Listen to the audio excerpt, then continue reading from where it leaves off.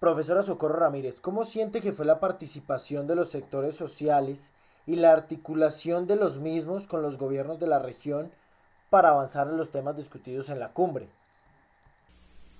Lo primero es que desde muy diversos sectores sociales se tomaron los 5 temas de la cumbre en un debate a fondo, que probablemente no coincidía con las entradas que tenían los gobiernos sobre esos temas, pero permitió la apropiación de muchos sectores de temas cruciales, por ejemplo, el de infraestructura.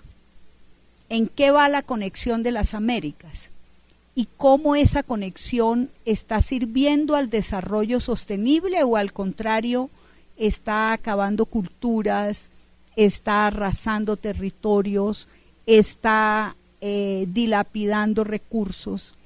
Ese fue un tema muy fuerte, especialmente desde las comunidades indígenas y desde las comunidades negras, cuyos territorios generan una voracidad tremenda frente a multinacionales, especialmente los recursos mineros y energéticos, pero también las maderas.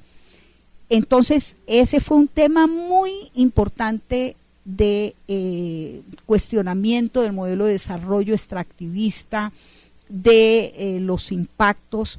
Creo que cada tema tuvo una mirada específica desde los actores sociales y digamos que hubo una ganancia en el sentido en que esos debates permitieron conexión de actores hemisféricos de uno u otro país y algunos planes conjuntos de acciones, de iniciativas. Por ejemplo, el tema de riesgos naturales.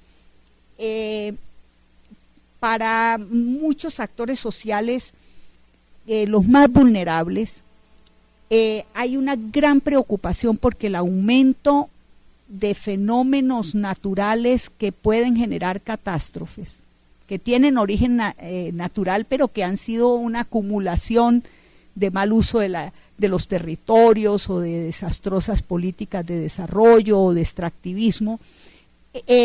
Los sectores socialmente, económicamente más vulnerables son los más vulnerables desde el punto de vista de los riesgos naturales. Y esa vulnerabilidad también se ve luego en el tema de acceso a nuevas tecnologías. La brecha digital es la misma brecha social. Entonces, esa insistencia en mostrar las conexiones de esos temas, sin duda que fue un gran aporte y se logró, por un lado, la apropiación de esos temas por parte de muy diversos sectores, la construcción de propuestas de acción entre ellos independientes de los gobiernos, pero también de propuestas a los gobiernos. Algunas tienen ecos lejanos en los documentos, pero más que lograr impactar esos documentos, interesaba la apropiación de los temas y las conexiones entre los sectores.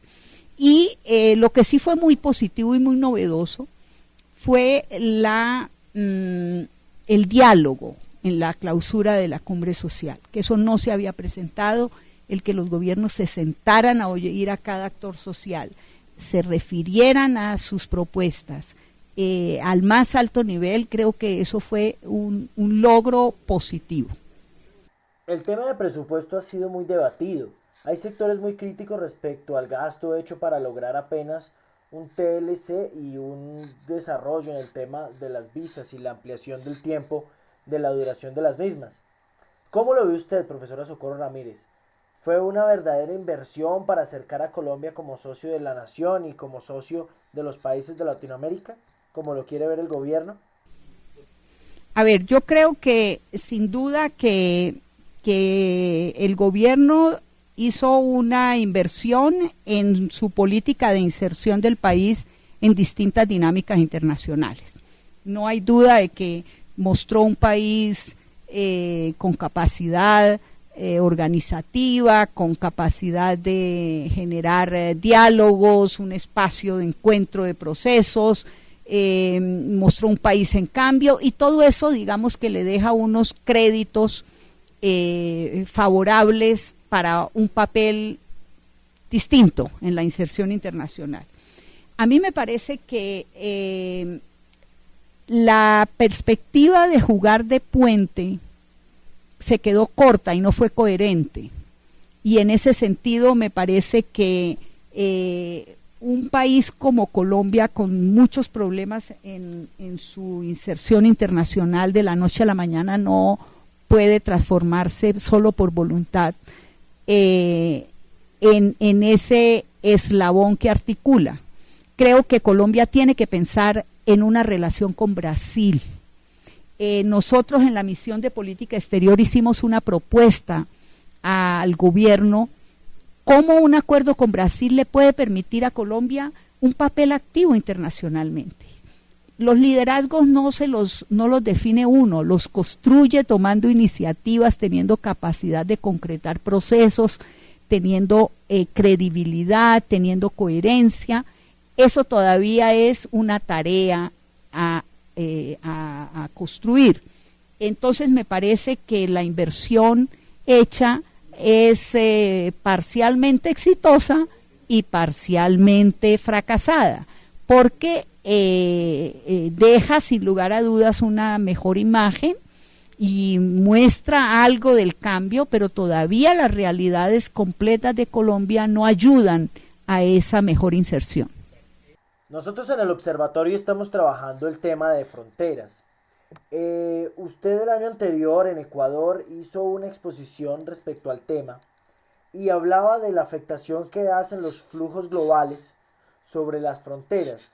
¿En qué sentido específicamente estos flujos globales afectan una frontera donde el desarrollo no se ha visto? Bueno, mi hipótesis en esa conferencia, que ya me acordé cuál fue, con los alcaldes de Ecuador, de frontera, mi hipótesis en esa conferencia es la siguiente: las fronteras, a diferencia de los límites que los fijan los gobiernos en tratados, las zonas fronterizas se construyen y se deconstruyen de acuerdo a sus interacciones y están en permanente cambio. Pero hoy, más que cambiar por la dinámica interna de esas zonas o por las políticas de los gobiernos, están cambiando porque hay flujos transnacionales, globales, que las están haciendo cambiar, y no para bien. Los flujos ligados a la criminalidad organizada están generando más dinámicas en las fronteras que las que genera la propia gente local con sus iniciativas o las que generan los gobiernos. Por eso es tan importante el acuerdo entre los gobiernos, pero también la capacidad de acción concertada de las sociedades locales. Esa es mi... Y para terminar, doctora Ramírez, las dinámicas fronterizas, ¿cómo se pueden establecer en una política de fronteras? ¿Cómo hacerlas funcionales para vincular estas dinámicas de frontera a través de la formulación de política pública? ¿Qué nos puede decir al respecto? Bueno, hay que fortalecer los nexos positivos de muy diverso orden, que fue lo que ocurrió mientras los presidentes de Ecuador y de Colombia, por ejemplo, o de Venezuela y de Colombia, estaban enfrentados. Hubo una dinámica muy grande de las sociedades locales de ambos lados, de las sociedades organizadas, de actores sociales de ambos lados, intentando generar alternativas. Eso no puede ser un proceso espontáneo, informal. Los gobiernos deberían incorporar a todas esas iniciativas ciudadanas, locales, fronterizas, para construir los planes de desarrollo. Ya hay un avance. Los gobiernos de Ecuador y de Colombia fueron capaces de construir un plan de desarrollo para la frontera compartida. Bueno, estas iniciativas ciudadanas tienen que ayudar a ser parte de la definición de esas prioridades, del tipo de proyectos, del tipo de iniciativas y de posibilidades de darle forma a esa vecindad.